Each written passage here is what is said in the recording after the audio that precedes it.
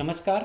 आप सभी विद्यार्थियों का फिर से स्वागत है इस व्याख्यान में, जिसका हमने जो शीर्षक जो रखा था कि त्रैमासिक कार्य प्रणाली क्या है, हम कैसे जलीय कृषि में मेंटेनेंस करते हैं और कैसे त्रैमासिक कार्य प्रणाली होती है।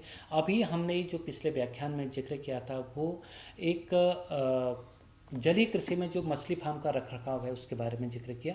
अब हम इसमें जो त्रैमासिक कार्य प्रणाली है उसको हम कैसे बनाएंगे, इस भाग में हम उसका जिक्र करेंगे। कैसे हम पूरे साल को, पूरे वर्ष भर को 4 भागों में विभाजित करेंगे, उसका हम जिक्र करेंगे। जिसमें हमने जो तिमाही विभाजन कर रखा है, एक जनवरी से मार्च तक का, जिसमें सर्दी से गर्मी की ओर जो संक्रमण होता है। दूसरा अप्रैल से जून वाला जो पार्ट है, जिसमें गर्मी और मानसून की तैयारी होती है। और तीसरा जो जुलाई से सितंबर का होगा, उसमें मानसून और तेज़ी से वृद्धि का जो कार्य होता है। और फिर जो चौथा होगा अक्टूबर से दिसंबर, जिसमें कटाई और ठंड की जो तैयारी होती है। ये हमारे त्रैमासिक कार्य प्रणाली है, यानी कि साल को 3-3 महीनों के 4 भागों में हम बांटेंगे और हर तिमाही के लिए जो है उसमें अलग अलग प्रकार से जो कार्य सूची होगी उसको हम तैयार करेंगे। तो उस कार्य प्रणाली के हिसाब से क्या होगा, उसके माध्यम से जो कामों की योजना कैसी हो रही है, उनमें क्रियान्वयन कैसे हो रहा है, जो उनके कार्य करने की जो एक्टिविटी है वो कैसे हो रही है, मूल्यांकन उसका हम एनालिसिस कर रहे हैं या सुलभ तरीके से हो रहा है या नहीं हो रहा है। और जो त्रैमासिक कार्य प्रणाली में प्रत्येक तिमाही में उनको हम रिवाइज करेंगे कि उसी तरीके से हम कार्य को करते रहेंगे। तो ये जो त्रैमासिक जो कार्य योजना है उसको हम, जैसे जनवरी से मार्च की अगर हम कार्य योजना की बात करें तो थोड़ा सा इसको विस्तार से जानें। ये बहुत महत्वपूर्ण है कि हमने जो त्रैमासिक कार्य योजना बनाई पॉन्ड को मैनेज करने के लिए, उसको हम कैसे उसमें काम करेंगे, उसके अंतर्गत क्या क्या चीज़ें आएंगी, कैसे उस योजना को हम सफल रूप से ला सकते हैं। जैसे जलवायु की व्यवस्था या इसकी जो विशेषताएं हैं, ये हमें ध्यान में रखनी है जनवरी से मार्च की जो कार्य योजना होगी। क्योंकि ऐसे मौसम में ठंड से गर्मी की ओर जो बढ़ता मौसम होगा उस पर भी हमें ध्यान रखना है। जो जल का तापमान होगा वो भी धीरे धीरे बढ़ने लगता है, ये जलवायु की व्यवस्थाएँ होंगी। अब साथ ही साथ इसके प्रमुख कार्य क्या हैं, इन महीनों में क्या काम करना है। जैसे पहला काम है पानी की गुणवत्ता का परीक्षण करेंगे।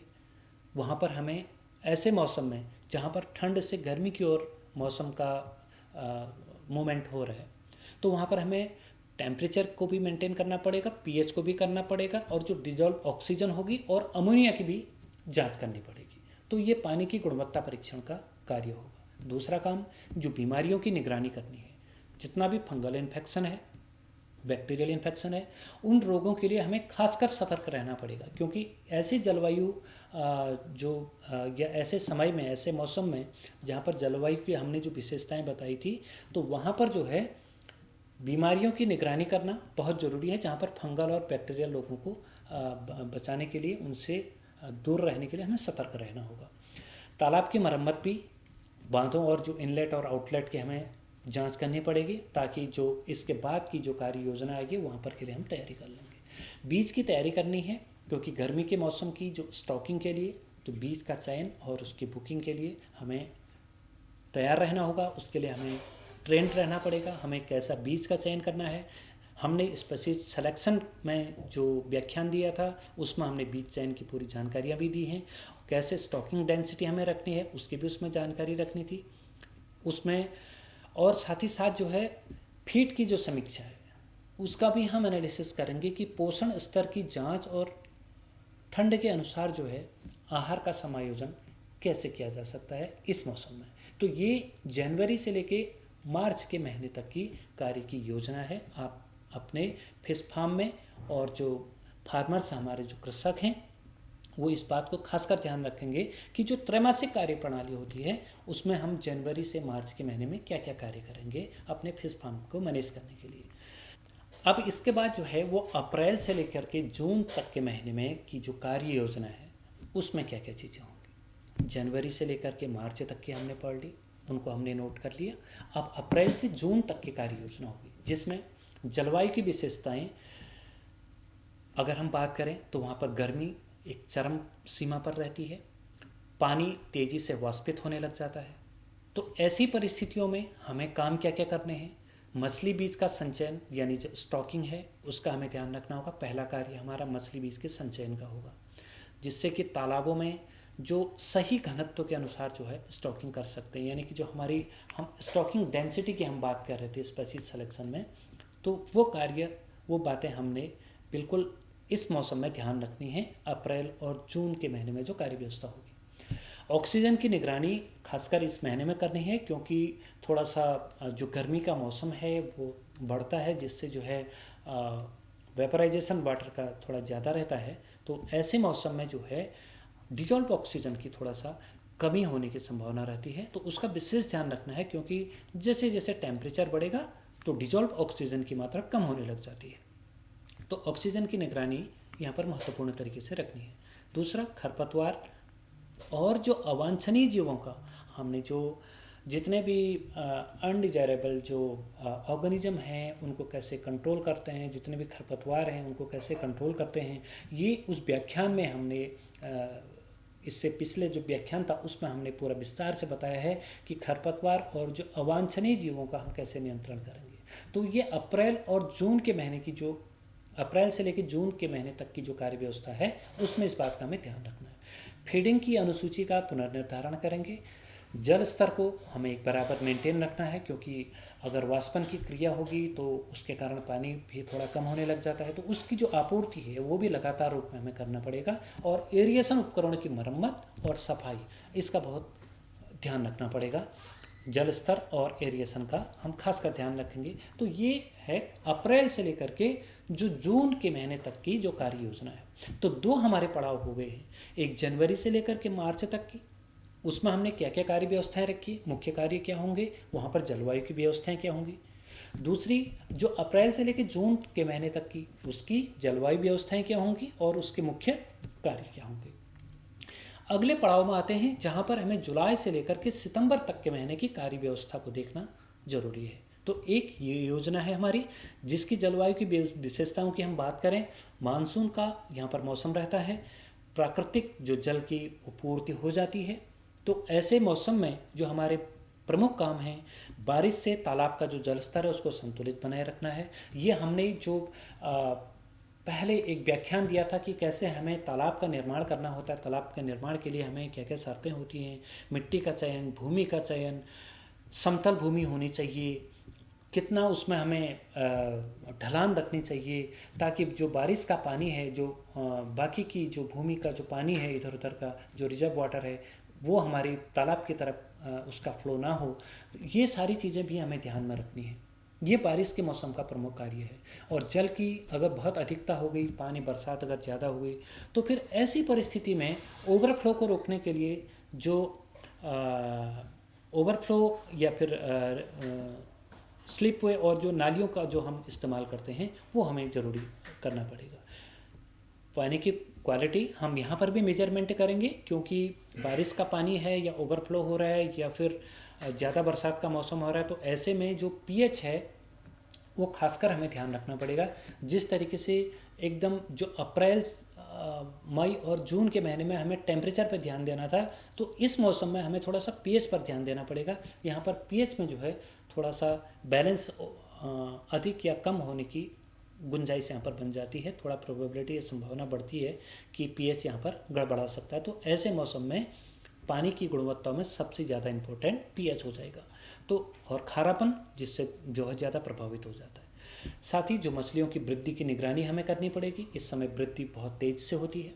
नियमित फीडिंग और जो बायोमास है उसकी एनालिसिस करनी पड़ेगी। बायोमास का आकलन करना बहुत ज़रूरी है। और बीमारियों पर सतर्क और निगरानी रखने की बहुत आवश्यकता इस महीने में रहेगी।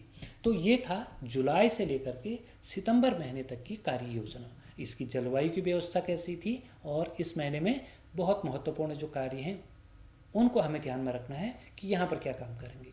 और इन बातों को हम सब नोट रखेंगे और इसी के तहत जो है पूरे फिश फार्म का हम मैनेजमेंट करेंगे। एक जो महत्वपूर्ण और लास्ट पार्ट इसका आएगा वो आएगा अक्टूबर से लेकर के दिसंबर, यानी अक्टूबर, नवंबर, दिसंबर, इन 3 महीनों में हमारी कार्य की अब योजना क्या आएगी। यहाँ पर जो जलवायु की विशेषताएं कहेंगे तो ठंड का आगमन हो जाएगा और कटाई का समय हो जाएगा। कहने का तात्पर्य है कि जो हमारी जो फार्म में जो फसल हुई है उसका जो हमारा प्रोडक्शन हुआ है अब उसको देखने का समय आ चुका है। तो यहाँ पर जो मुख्य कार्य होगा हार्वेस्टिंग, मछली की कटाई।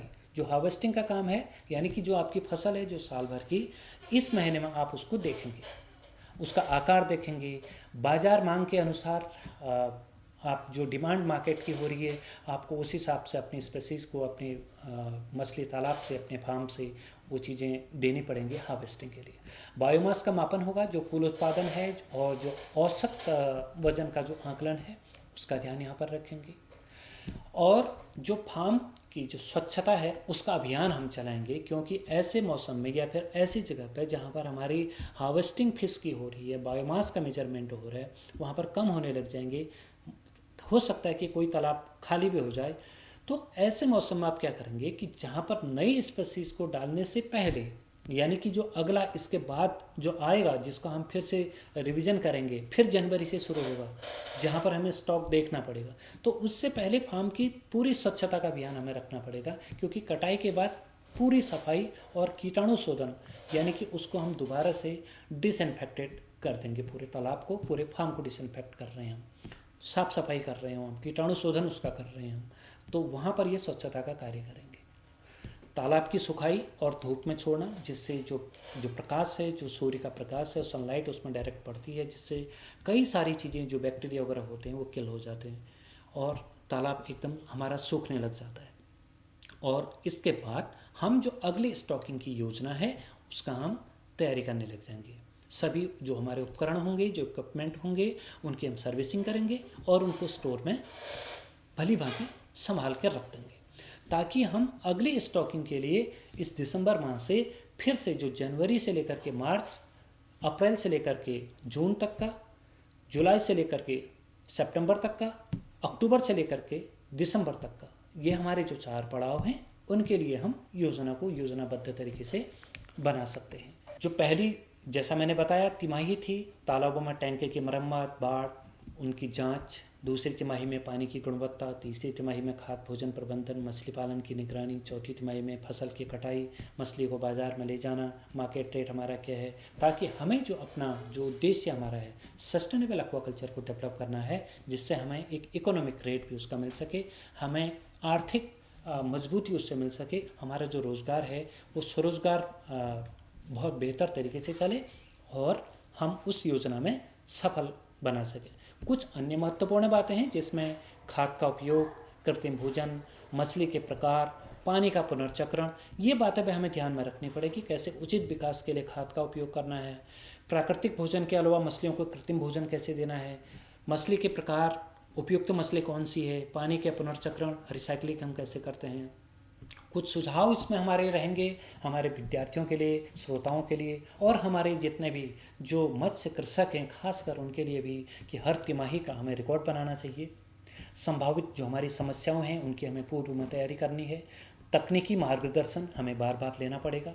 संगठित और जो समयबद्ध कार्य होगा वो सफल जलीय कृषि की एक कुंजी कहलाती है।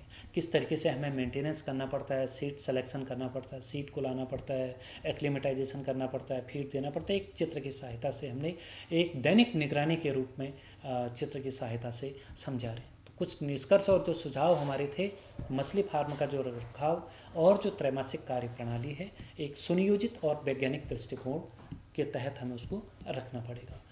तो इस व्याख्यान के तहत हमने ये जाना कि हम कैसे मैनेजमेंट कर सकते हैं, कैसे मेंटेनेंस कर सकते हैं और कैसे एक त्रैमासिक कार्य प्रणाली का हम पूरी साल में जो है उसको कैसे मैनेज कर रहे हैं और उसके तहत हम कैसे कार्य कर रहे हैं और अपनी जो प्रोडक्शन है हम उसको कैसे बढ़ा रहे हैं। बहुत बहुत धन्यवाद।